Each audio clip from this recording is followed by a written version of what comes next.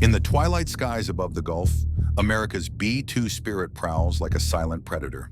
The Houthis, meanwhile, have, in less than a year, pelted over 190 vessels with drones and missiles, daring to shadow the stealth bomber's ghost. So what happens when a guerrilla movement dares to take aim at one of the most advanced aircraft ever built? Buckle up. This is the story of audacity, high-tech warfare, and a challenge that might just become a colossal mistake. Imagine a ragtag group of fighters, armed with little more than grit, faith, and a handful of drones, standing toe-to-toe with world powers. That's exactly what the Houthis are doing. Born in the rugged hills of northern Yemen in the 1990s, they're not your run-of-the-mill rebels. Formerly called Ansar Allah, or Partisans of God, they champion Yemen's Shia Zaidi minority and style themselves as part of Iran's axis of resistance, alongside groups like Hamas and Hezbollah. Their story began when a young man named Hussein al-Houthi rallied his people against a president he felt ignored them. By the early 2000s, the Houthis had already tested Yemen's central government in a series of rebellions. They wanted more say over their own land, nothing more dramatic than asking for what every community wants: respect and a voice. Fast forward to the Arab Spring in 2011. When protests swept across the Middle East, Yemen's longtime ruler, Ali Abdullah Saleh, finally gave in and handed power to his deputy, Abdrabbu Mansour Hadi. You'd think that with a new president, things might calm down. But Hadi's government was plagued by a collapsing economy, rising corruption, and radical groups filling the vacuum. The Houthis seized their moment. First came Sayada, their northern stronghold. Then, in a stunning twist, they marched on the capital, Sana'a. Shocked observers watched as these fighters, some barely past their teens, took control after forging a shaky alliance with forces still loyal to the ousted Saleh. It was like watching two rivals team up in a heist movie, grabbing territory nobody expected them to. But alliances in Yemen are as shaky as its desert winds. In 2015, the Houthis swept through western Yemen, pushing President Hadi out of the country. Suddenly, a group once dismissed as a regional nuisance held the keys to the presidential palace. This didn't sit well with Saudi Arabia, which feared Yemen would become another foothold for Iran right on its doorstep. So Riyadh formed a coalition of Arab states and launched a full-scale military intervention, raining bombs and sending troops across the border. Yet, despite years of airstrikes and ground battles, the Houthis dug in their heels. Today, they control most of the land they captured and show no sign of backing down. Behind the headlines of missiles and counterstrikes, there's a human tragedy. More than 160,000 people have died in this conflict. Soldiers, civilians, doctors, kids caught in crossfire, according to the Armed Conflict Location and Event Data Project. Over 4 million families have been forced from their homes, turned into refugees in their own country. Still, the Houthis press on. Their leader, Abdul Malik al-Houthi, Hussein's brother, speaks of resistance, of standing up to bullies abroad. He taps into a deep sense of pride among Yemen's northern tribes, weaving religion, culture, and politics together into a banner they're willing to die under. Peace talks sputter and stall. Saudi Arabia, war-weary and facing international pressure, has tried to broker deals, but each one falls apart over trust, or a lack of it. Neither side can afford to look weak, and neither is ready to give up ground. So here we stand, a deadly stalemate in a country of ancient cities and sweeping deserts, where a small but determined force faces off against some of the most powerful militaries on Earth. It's not just about missiles or drone strikes. It's about identity, faith, and a yearning for recognition. With diplomacy at a dead end, the Houthis shifted tactics, turning their fire on the lifelines of global trade. Beginning in October 2023, they launched a wave of attacks on international shipping. By mid-March 2025, more than 190 vessels had been hit, 2 sunk, 1 seized, and at least 4 seafarers killed. On March 15, 2025, the U.S. military put its most advanced bomber into action over Yemen. From the isolated island base at Diego Garcia, B-2 Spirit stealth bombers have flown long missions across the Indian Ocean to strike fortified underground weapon caches held by Iran-backed Houthi forces. These missions showcase the B-2's unique strengths. Its radar-defying shape and special coating let it slip past enemy defenses, while high-precision bombs can reach deep into hardened bunkers. In each sortie, crews climb into the cockpit knowing they have the most capable aircraft ever built, able to fly nearly undetected, deliver powerful strikes, and return safely home. The operation's price tag, just under $1 billion in fewer than 3 weeks, reflects a commitment to keeping vital sea lanes open. For months, Houthi attacks had posed a risk to ships traveling through the Red Sea, a key artery for global trade. By targeting underground stockpiles, the B-2 flights aim to secure these routes and protect the flow of commerce. Diego Garcia plays a critical role in this effort. Tucked away in the Coral Sea, this island base is perfectly placed for long-range missions. No locals, no distractions, just clear runways, dedicated crews, and support aircraft ready to refuel the bombers in midair. Tanker planes rendezvous with the B-2s above the open ocean, topping off fuel tanks so the bombers can reach distant targets and still have enough juice for the trip home. Behind each strike is detailed planning. Intelligence teams map out the layout of underground tunnels and bunkers, pinpointing where the rebels store their drones, missiles, and supplies. Then, in the quiet of night, the B-2s launch, gliding low, avoiding radar, and dropping their payload with surgical accuracy. By dawn, the runs are done, and the decks are reset for the next wave. In military circles, the B-2 is more than just a bomber. It's a statement. It tells friends and partners that the U.S. can project power across the globe in support of stability and security. It reassures shipping companies and naval forces that critical waterways will remain open. It signals to all watching that advanced technology, combined with skilled crews, can solve tough challenges. For the service members involved, these missions are a source of pride. Pilots train for years to master the B-2's systems, while maintainers work around the clock to keep engines humming and stealth coatings intact. Every successful sortie is a testament to their dedication and expertise. On the diplomatic front, the campaign supports wider efforts to foster dialogue. By reducing threats at sea, it creates breathing room for negotiators to discuss longer-term solutions. In this way, high-tech strikes and diplomacy go hand in hand, each reinforcing the other. The B-2 Spirit, often hailed as the stealth bomber, is one of those machines that makes you stop and stare. Back in the late 1980s, engineers at Northrop Grumman set out to build an aircraft that could slip past the most advanced air defenses in the world. And by 1989, the first prototype was soaring through the skies. 8 years later, in 1997, the U.S. Air Force welcomed the B-2 into its fleet. From day one, this plane was meant to change the game, and it still does. At first glance, the B-2's flying wing shape looks almost alien. There's no tail, no separate body, just smooth curves and a wide span that seems to float in the air. That design isn't about looks, it's about staying hidden. Radar bounces off aircraft in predictable ways, but the B-2's shape and special coatings absorb or redirect those signals, making it nearly invisible to enemy radar screens. When you can't be seen, you can get in close, drop your bombs, and get out without warning anyone. Of course, all this high-tech wizardry comes with a high price tag. Each B-2 bomber costs more than $2 billion to build.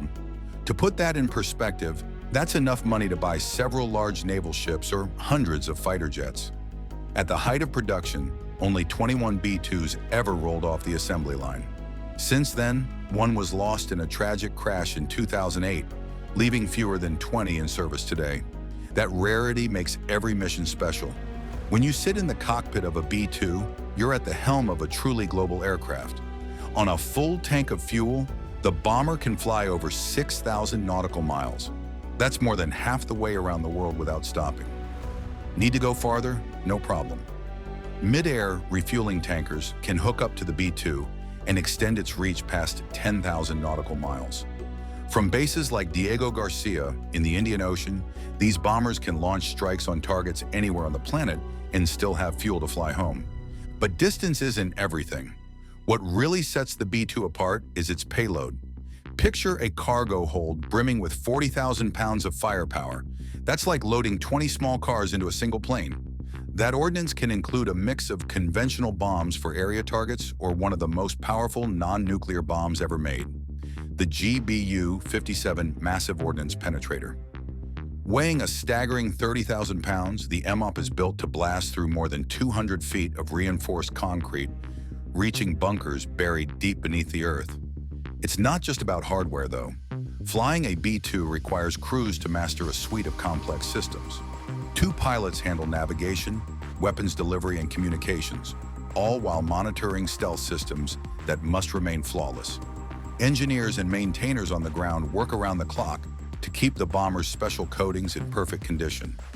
A tiny scratch or chip in the radar-absorbing material can make the plane more visible to enemy defenses, so every maintenance check is critical. Every B-2 sortie is a team effort that spans continents. Before takeoff, intelligence analysts pore over satellite images and signal reports to identify underground facilities and map out flight paths that dodge radar coverage. Tanker crews stand by, ready to refuel the bomber over remote stretches of ocean. Even the weather plays a part. Clear skies and favorable winds can make the difference between a smooth mission and one fraught with challenges. When the mission ends, the B-2 returns to its haven, whether that's Whiteman Air Force Base in Missouri or a forward operating location like Diego Garcia. Crews assess performance data to refine tactics for the next flight. Each mission teaches something new: how to approach a different target, how to optimize fuel burns, or how to fine-tune the stealth skin for maximum low observable performance. The B-2's main job in this campaign has been to smash through the Houthis underground bunkers, tapping into its remarkable power to carry and place heavy, precision-guided bombs exactly where they're needed. Back in October 2024, then Defense Secretary Lloyd Austin made it official. B-2s took out 5 hardened weapons storage sites in Yemen, proving that these bombers can punch through the toughest, most fortified structures without breaking a sweat. At the heart of these missions is the GBU-57 Massive Ordnance Penetrator, often called the Bunker Buster. This 30,000-pound behemoth can drill through up to 200 feet of earth or 60 feet of solid concrete before it goes off. That makes it perfect for underground facilities the Houthis have built with help from Iran. These rebels didn't just stack missiles in simple sheds. They carved out deep caverns and reinforced them with layers of rock and steel. The GBU-57 was made to find and destroy exactly those buried threats. You might ask, why not use other big US bombers like the B-52 Stratofortress or the B-1 Lancer? After all, they can carry heavy loads too. The B-52, nicknamed the Buff, which stands for Big Ugly Fat Fellow, has been around since the 1950s and can haul a ridiculous amount of bombs, up to 70,000 pounds. The B-1, introduced in the 1980s, is faster and more flexible, able to zoom low and fast to evade defenses. Both are workhorses, proven in conflicts from Vietnam to Iraq. Here's the kicker, though. Neither the B-52 nor the B-1 can slip through the sky unnoticed, like the B-2. Those older bombers rely on speed, altitude, and numbers to get the job done. They can fly high above threats or drop in quickly, but radar systems will always pick them up at some point. In heavily defended airspace, that picture on a control panel lights up, giving surface-to-air missiles and radar stations a chance to track and target them. With the B-2, there's often nothing but silence on enemy radar scopes. No blip, no warning. This stealth edge becomes even clearer when you compare the B-2 with other nations' heavy bombers. Russia's Tu-160 Blackjack is a supersonic giant, packing speed and a massive weapons bay. China's H-6 series borrows from old Soviet designs and can carry cruise missiles for range. Both are capable machines in their own right, fast, powerful, and intimidating, but neither hides as well. Their shapes and materials leave distinct signatures on radar screens, making them easier to spot and track well before they reach targets. That's where the B-2 shines. Fly one over a dense network of radars, and it'll slip through like a ghost, neutralizing threat sites before anyone even realizes it's there. This isn't just theory. Operations over conflict zones have shown that defenses can't reliably lock onto a stealth bomber until it's too late. By the time the missiles launch, the B-2 is already on its way back to base, leaving only the aftermath for ground forces to assess. Of course, stealth doesn't make the B-2 invincible. Weather, maintenance, and mission planning all play a part in its success. Crews spend hours mapping out routes that dodge known radar installations, and intelligence analysts work around the clock to update those maps when new threats pop up. But when the bomber arrives over a target, it delivers its payload with an accuracy that's unmatched. Where a non-stealth bomber might scatter bombs over a wide area, the B-2 can place a GBU-57 within a few feet of its intended point of impact. That kind of precision means less collateral damage and a higher chance of hitting exactly what planners set out to destroy. All of this adds up to a unique spot for the B-2 in today's air war.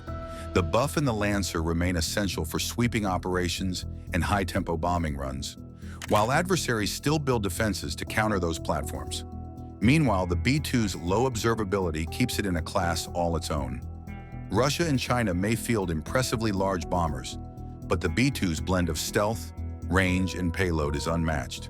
And it's exactly why this aircraft has been called into action against the Houthis' deepest, toughest bunkers.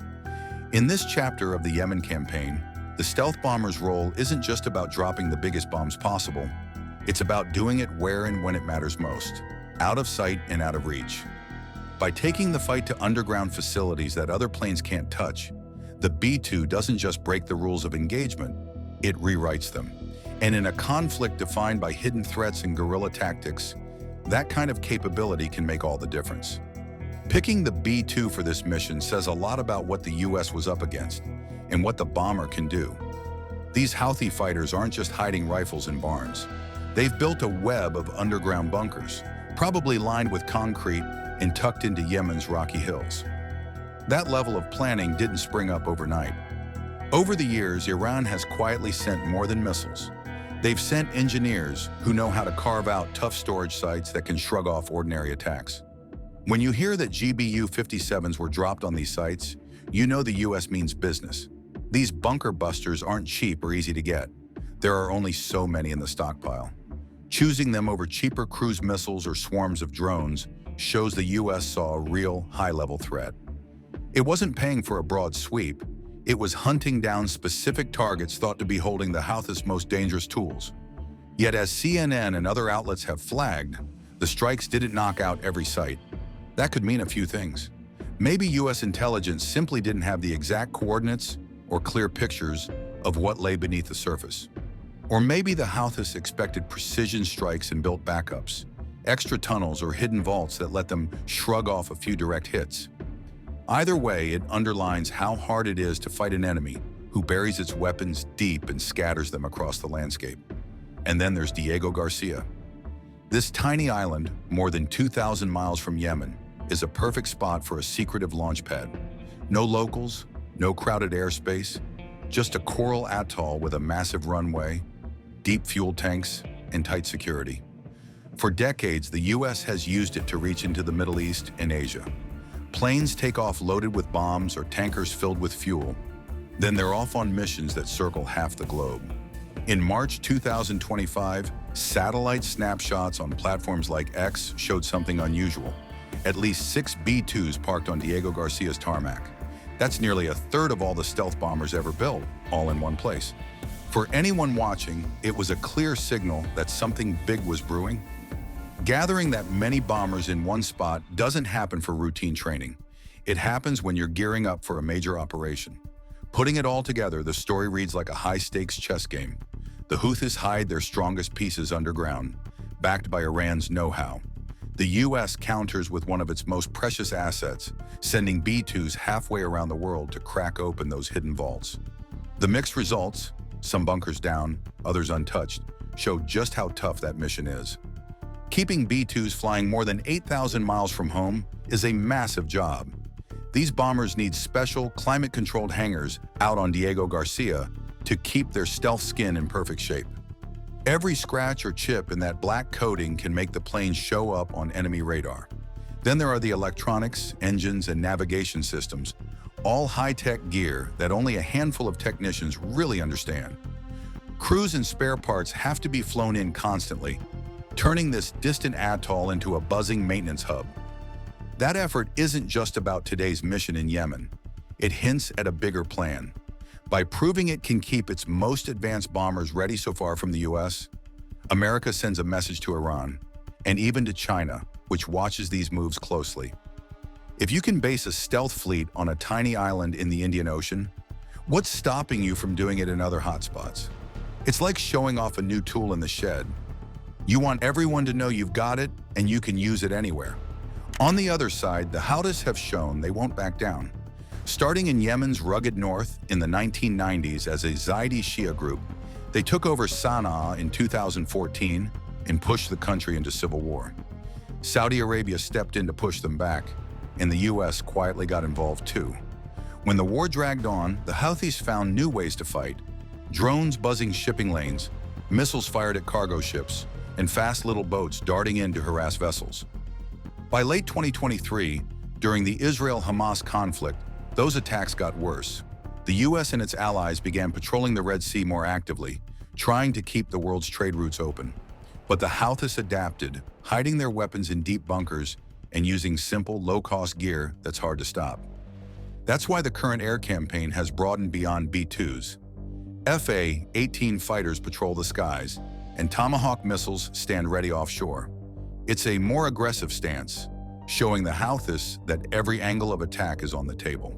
Yet, as CNN pointed out, much of their arsenal remains tucked away in tunnels and caves, ready to pop up again when the bombers leave.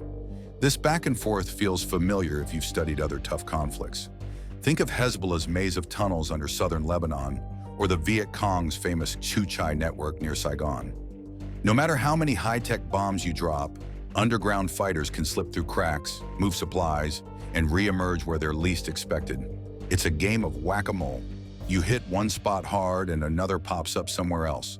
So while the B-2 and its escort fighters show off top-tier air power, the Houthis remind us that sometimes the simplest tricks, digging deep, scattering resources, and keeping your head down, can blunt the mightiest weapons. Deploying the B-2 Spirit over Yemen isn't just about smashing Houthi bunkers. It's a message thrown down the gauntlet to Iran.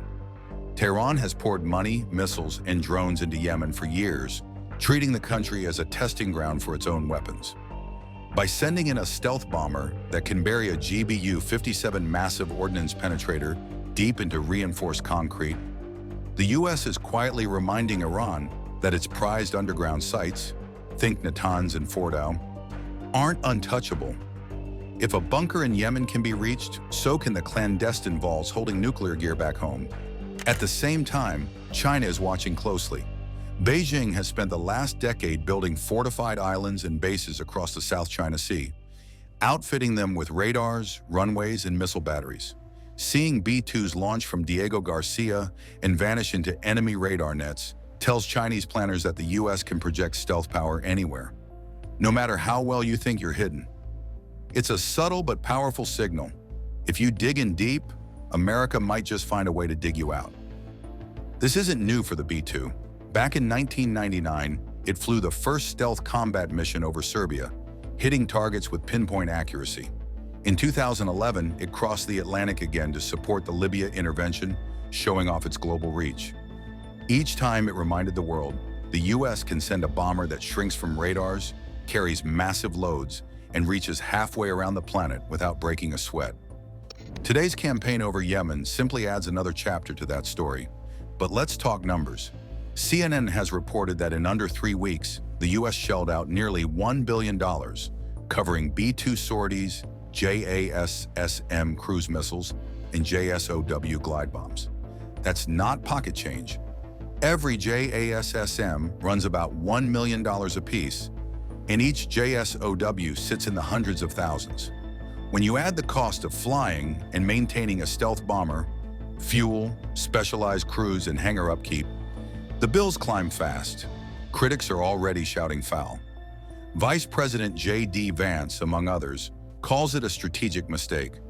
He points out that Houthi forces sling together drones and rockets with only a few $1,000s of parts.